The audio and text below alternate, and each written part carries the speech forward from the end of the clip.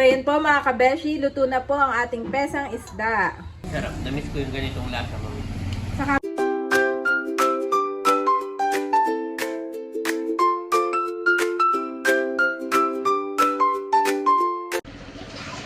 kamusta mga kabeshi? Welcome back sa aking YouTube channel. And for today's vlog po, magluluto ako ng pesang isda na may lamarang at salmon. Ito nga po yung ating isda. Meron ditong lamarang. Ito yung salmon pala. At saka ito yung lamarang. Yan. Bali pagsasamahin na natin mga kabeshi. At bibili lamang po ako ng ingredients. Pinatikim lang kami ng unang araw ng init. Pero ngayon po ay makulimlim na din. At paulan-ulan na rin dito sa probinsya. At dito lang ako bibili ng gulay sa tapat. Nakabili na ako mga kabeshi ng patatas.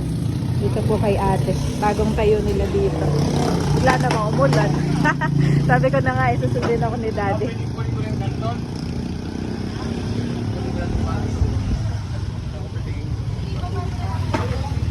Nakabili na ako, daddy. Butit may taga-sundo. Butit alam mo umulan. Yes, natin. Si daddy. Natawid lang kami. Ako'y hawak-hawak pa ni daddy. Parang bata sinundo. Thank you. Kumbaga na may naiiwanan mo itong dalawa dito. Oh, very mature na po ang boys natin. At ipagluluto ko na ng pesang isda. Ayan po mga kabeshi, ito na po ang ating mga ingredients. Yan ang ating mga gulay na nabili kanina. Meron pong patatas, Baguio beans, at saka itong pechay. At nahugasan ko na rin po itong ating mga isda. Ito nga po ay combination na ng salmon at lamarang. Puro po mga pinalang. Yan. Kabeshi, akin mo na ipiprito itong mga isda. Hindi naman yung prito, yung parang half cook lang po. Using oil.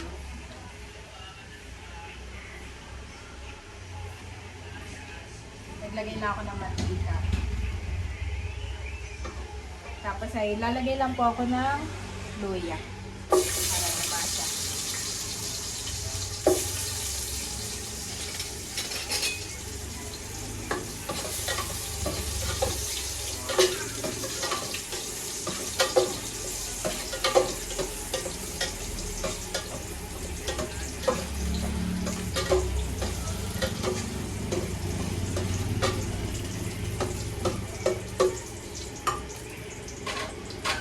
Nalagay ko nga po itong ating isda.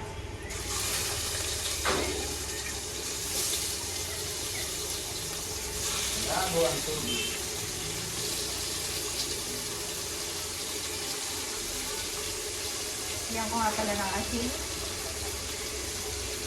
So yan po mga kabeshi, medyo na prito na natin itong isda. Half cook lang po ito. Pagkakin pa po itong papakuluan mamaya. Kasi Bobby po sabi ay I want to eat rice please. May please na. Rice please. Mamadali na ang mami mag-cook at Bobby.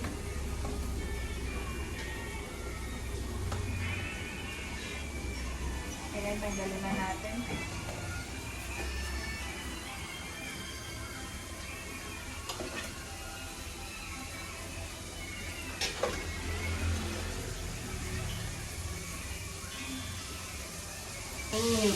Nalagay ko na itong patatas. Parang putik.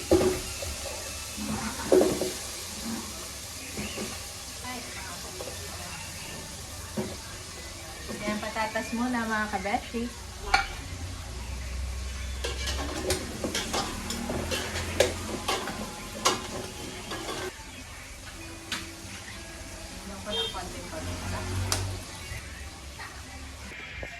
At bale, nilagyan ko na ng sabaw mga kabeshi. Yan. At akin mo ng tatakpan, papakulain natin yung patatas at palalambutin. Gutom na ang Bobby ko. Gutom na daw. Sabi ko, Bobby, you want to eat na? Sabi niya, please.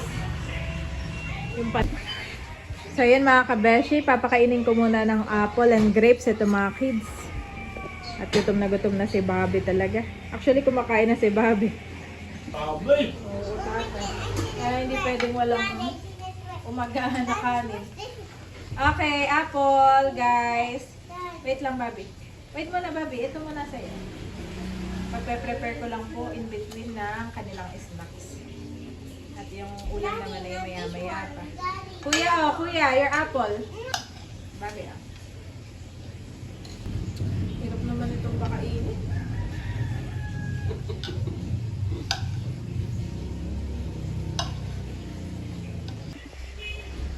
So, yan po mga kabeshi, akin ang bubuksan. Wow! At okay na po ang sabaw. Akin na po ilalagay yung ating isda. Ito nga po yung sinahog ko na rin ng mga bata sa kabila. Sila po ngayon ay nasa school. Sina Barunto, sina Unto, at si Batutoy. May mga exam daw po.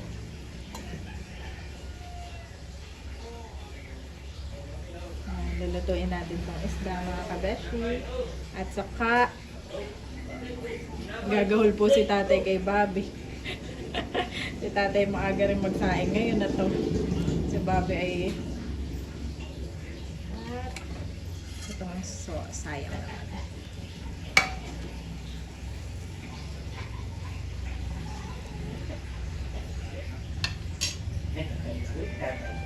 At ilalagay ko na rin to ating mga gulay.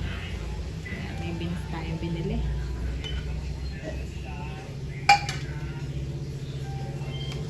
At maglalagay pa po ako ng konting pampalasa.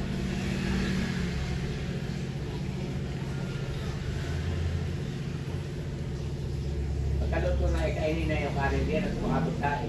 Sige po, tatay. O, initin ko po yung kanin. Mainit pa. Sige po. Lagay tayo ng paminta. Muna natin. Sabi po talaga pag gutom na yung napakakulit. Akin na po ilalagay itong pechay. Napakadami po nitong pechay.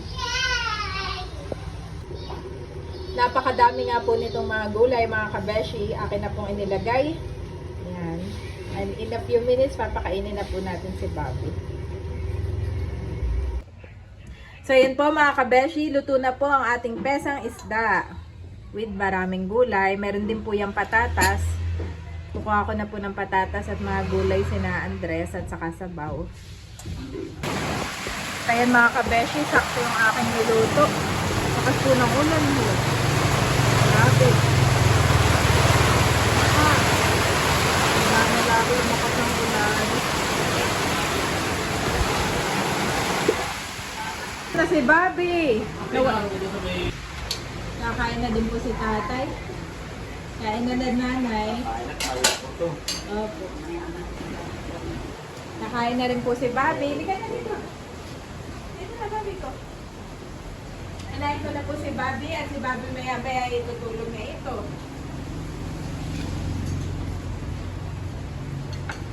Bobby, fish. Fish. Fish, Bobby, fish. Okay, fish na ito. Sabaw. Fish, sabaw. Ito naman ni Bobby dati.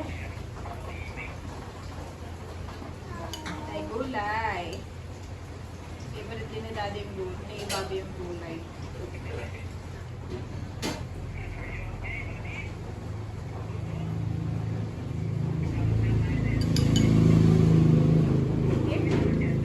Thank you, Lord, for the food. Bless this food in Jesus' name. Amen. Init, yes. Init pa. Init.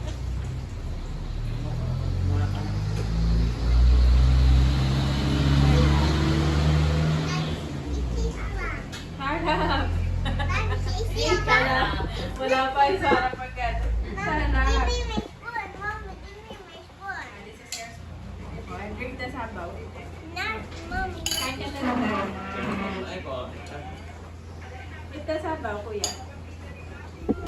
Sabaw. Kain na maha. Kain na ate mahal. Si ate mahal na Si Bobby. Bata mo na, Bobby. Huwag ganyan. Baka makain ng tinik, Oo, Bobby. huwag ganyan, Bobby. Ikaw ba yung sabi mo, sarap? Yeah. Mommy. Bilig na sabaw? Okay, eat the gulay din. Sarap. Sarap! Sarap daw, sarap.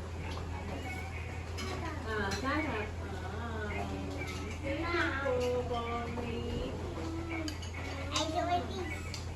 Also like this? Okay, eat the fish. Try the salmon. Sarap? Kuya. Oo, hot ito. Hot, Bobby. Hot. Hot.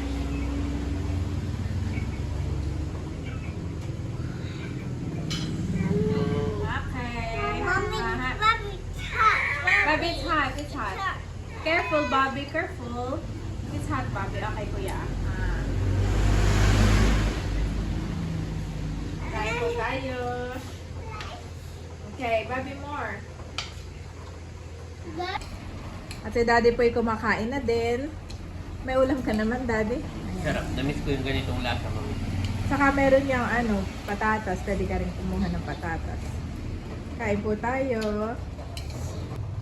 Tapos ko nang pakainin si Bobby, ay si Andres naman po. Ngayon, Andres turn. So yun po mga kabeshi, si nanay po ay kakain na din. Ayan.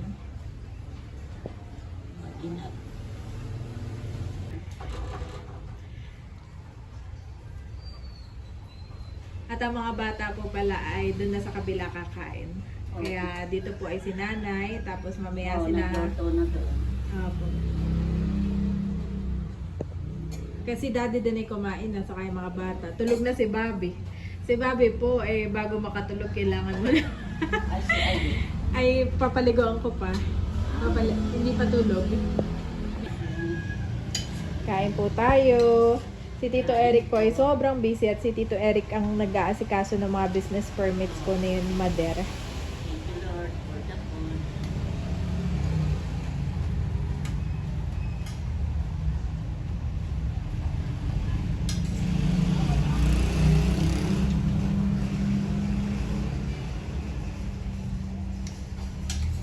Nandito po si Ma'am Leia, saka si Bunso. Si Sir Bunso. Wow! Nakikay pareho ang kulay. Uniform.